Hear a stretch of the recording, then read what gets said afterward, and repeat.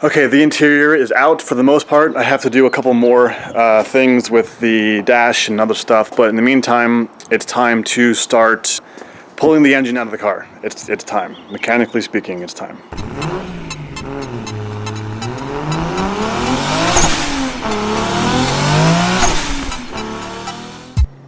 Just in case you wanted to know who makes this car, they tell you on pretty much every single panel, everywhere on the entire car, exactly who makes it. Alright, so I'm under the car for the first time, seeing what things look like now that it's up in the air. It looks okay. It's oily. It's kind of oily. There's like random zip ties attached to nothing, random tubes that go to nothing, a whole lot of disgusting grease and junk and terrible stuff everywhere, random plastic pieces not attached to where they're supposed to be. So, you know, it's a typical like 23-year-old car, I guess.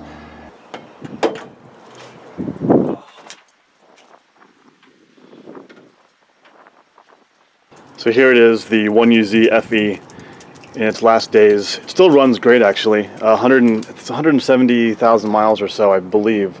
But you know, the car still runs great. It's a testament to the engine and how well it was designed. I just have other plans in mind, and those do not involve Frankensteining a manual transmission to this engine. So this will be coming out and going up on Craigslist, and hopefully I can figure out what's causing the transmission leak, because you can see all of the like stains in the cardboard down here. Hopefully it's a pretty simple fix as to why it's leaking, so I can sell everything as a functioning unit. Draining the coolant, hopefully. There we go.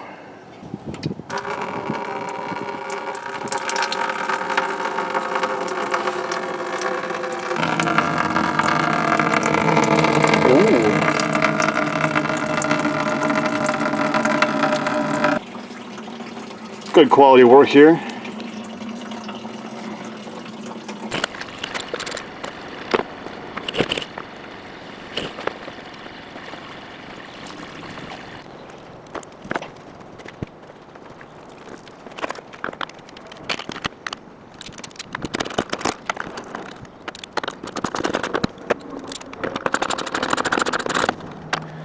I'm curious what this white line goes to.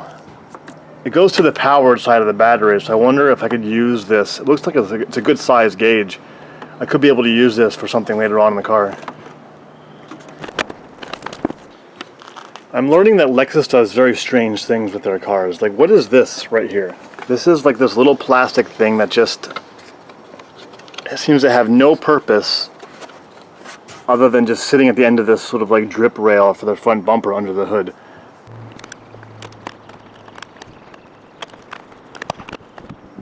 That's what the inside of the cooling pipe looks like.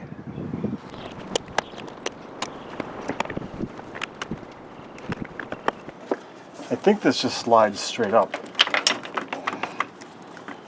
Ah, yep. Ow.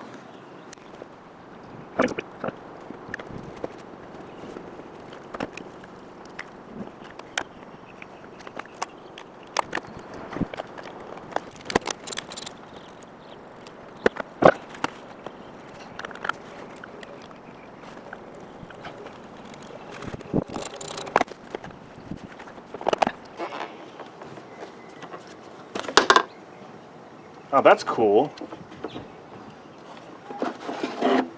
Huh. I have never seen that before, where it just slides out like a panel. That's amazing.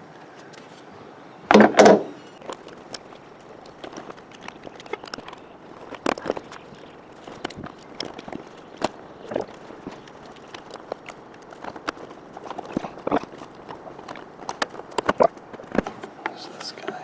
What is this guy here?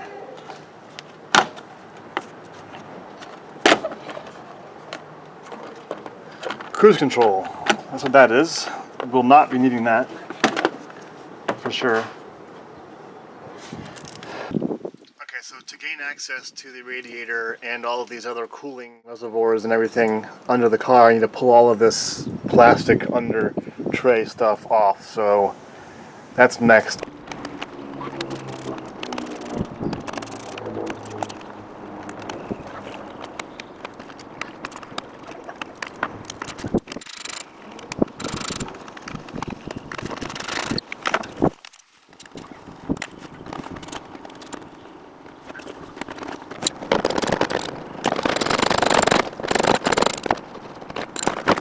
You know, it's funny, the more I work on this car, the more I see it looking like a Supra.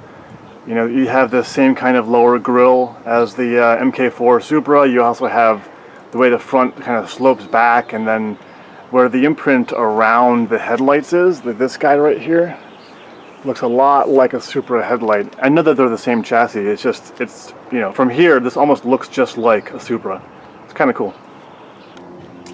So this looks like an oil cooler, but actually, it is an oil cooler, but not for the engine. This cools the oil for the radiator fan.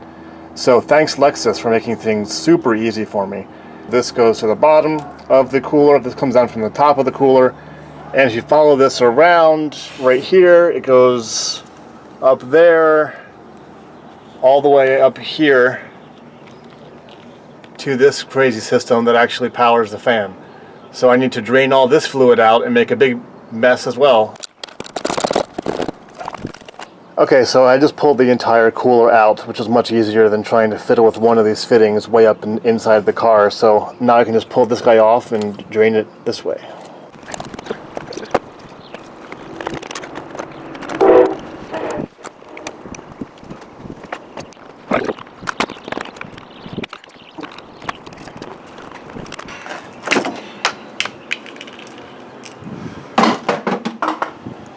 That was a pain in the ass.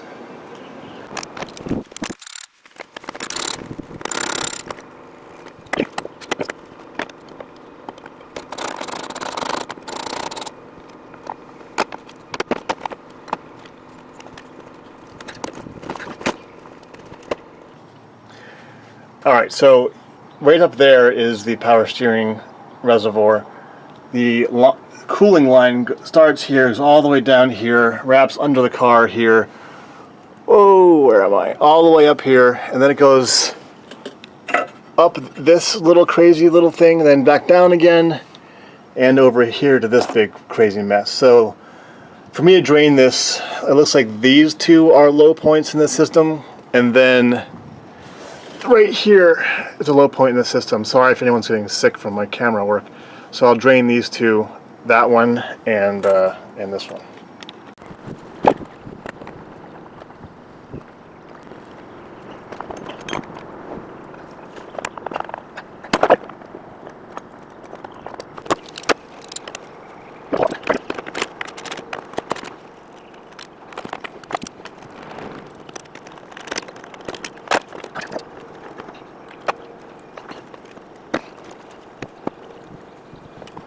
Alright, and with that, all of the messy stuff's pretty much done. We have the, let's see, the power steering is done, the radiator's out, drained, everything. It turns out, thankfully, this car came with a non-charged AC system, so I can pull the condenser out and then undo all the lines. No having to do any kind of crazy purging or getting one of those kits to safely evaporate the AC system, so that's great.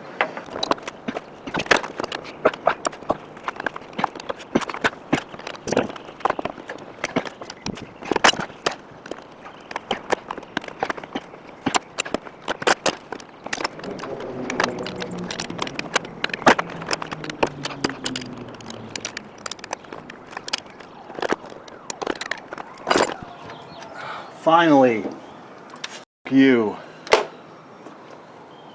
Ugh.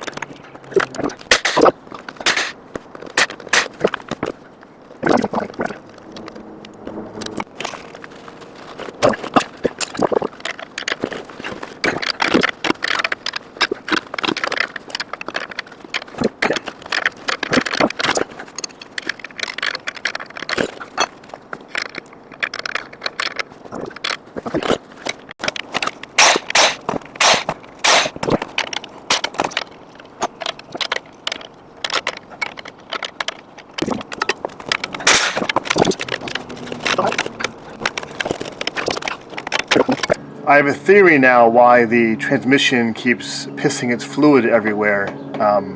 Check this out. So this is the drain plug for the transmission, and as I try to undo this thing, it just keeps spinning and spinning and spinning and spinning. So I'm pretty sure this thing is so stripped that as soon as you put fluid in there, it just leaks out everywhere. So that's what I'm thinking. The last owner did say that it worked if you put fluid in there for a little bit until it all fell out. So that's what I'm betting is wrong with the transmission.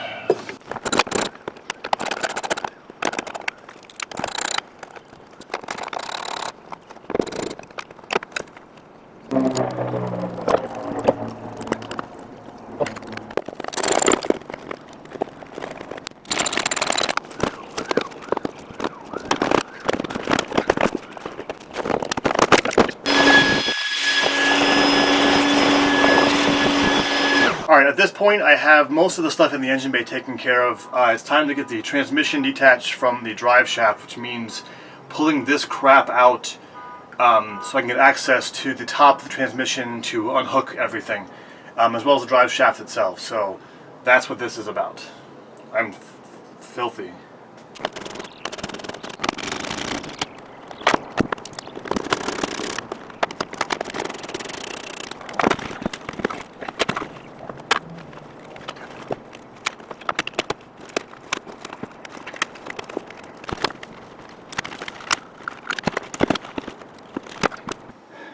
Man, who lives like that? Basically, your entire car is a big ashtray. Alright, anyway, now that the shifter's out, what's great is we can see the bolts to the drive shaft going to the transmission, so I can have access to the top of the bolts, which is awesome for me. So that's next.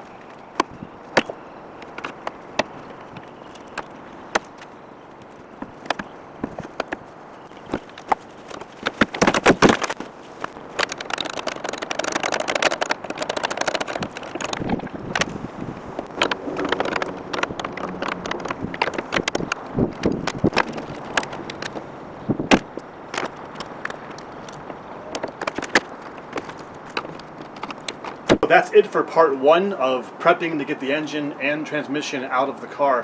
All of the fluid is drained, all of the connections to all the fluid has been removed from like the radiator, AC condenser, oil coolers, all that kind of stuff, all been taken care of. What's left to do, the heater core hoses, which is behind the engine. Anything behind the engine I haven't gotten to yet because I can't get to it. So once I get the engine hoist hooked up and start moving the engine away from the firewall, then I can disconnect the last power, cables, wiring, hoses, that kind of stuff. But so yeah, I'm pretty happy with this. It's been a good long day. That's where we have it. So episode 2 will be coming soon. That'll be me actually pulling the engine and tranny out of the car and then cleaning the engine bay and getting everything set up to put the new engine in. So thanks for watching again, as always. What's left? That's it. Thank you. Please like and subscribe if you're into this kind of stuff, and look for more. Thanks.